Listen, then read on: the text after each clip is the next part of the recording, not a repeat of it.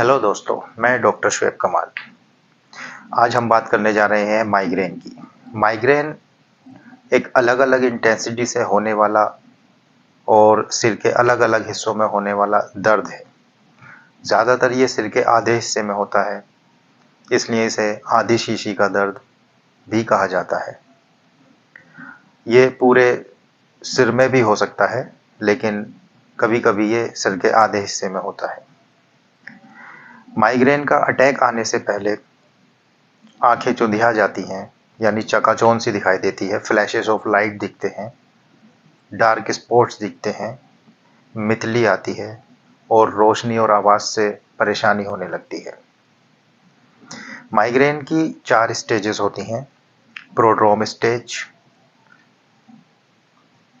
Aura, attack और पोस्टड्रोम stage.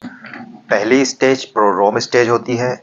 इसमें झिमियाई आती है, खाने की तलब लगती है, पेशाब ज़्यादा आता है, गर्दन में अकड़न होती है।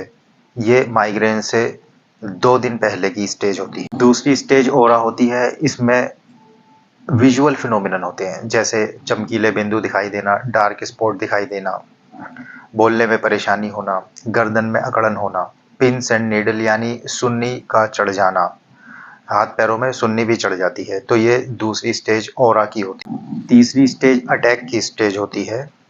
इसमें हेडेक बहुत सीवियर होता है।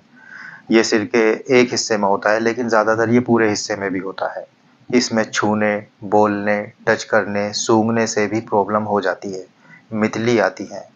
एक थ्रोबिंग पेन होता है, पल्स की तरह, यानी जो हमारी नब्ज़ होती है, दिल की धड़कन के साथ-साथ इसमें दर्द वैरी करता है। चौथी स्टेज पोस्टड्रोम स्टेज होती है, जिसमें थकान महसूस होती है। अगर ये चीज़ बार-बार हो तो डॉक्टर को दिखाना चाहिए, क्योंकि ये एक स्ट्रोक का संकेत भी हो सकता है। सिर में बिजली की गड़गड़ाहट की तरह दर्द होता है, हिलने-डुलने में परेशानी होती है, इवन मूव करने से, हिलने-डुलने से भी अगर दर्द होता है, उल्टी मितली ज़्यादा आती हैं और नंबनेस रहती है, सुनने में या बोलने में परेशानी होती है दर्द के साथ-साथ। अगर आपके ये सारे सिम्पटम हैं तो डॉक्टर को ज़रूर दिखाना चाहिए, ये स्ट्रोक का संकेत हो सकता है। अब बात करते हैं माइग्रेन की वजूहात की, यानी इनकी क्या-क्या वजह हो सकती हैं। तो माइग्रेन मेनली किसी इंजरी के बाद होता है। अगर सिर में कोई चोट लग गई है तो माइग्रेन हो जाता है। कोई मेडिसिन हम बार-बार इस्तेमाल कर सकते हैं, जिसके साइड इफ़ेक्ट की वजह से भी माइग्रेन हो जाता है। कुछ प्रिजर्वेटिव जैसे मोनोसोडियम ग्लूटामेट बहुत सी खाने-पीने की चीज़ों में पड़ा हुआ होता है, उससे भी ये हो जाता है। बहुत ज़्यादा सोने या बहुत कम सोने से भी ये हो सकता है। बहुत ज़्यादा मेहनत करने से ये हो जाता है। तो इसके कई वजूहात हैं।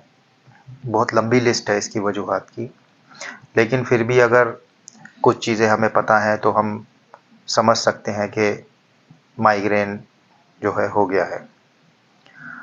तो इसके इलाज के लिए एक बहुत सी दवाइयाँ आती हैं, लेकिन एक हर्बल मेडिसिन भी बहुत अच्छी है, बिना साइड इफ़ेक्ट के बहुत अच्छा काम करती हैं।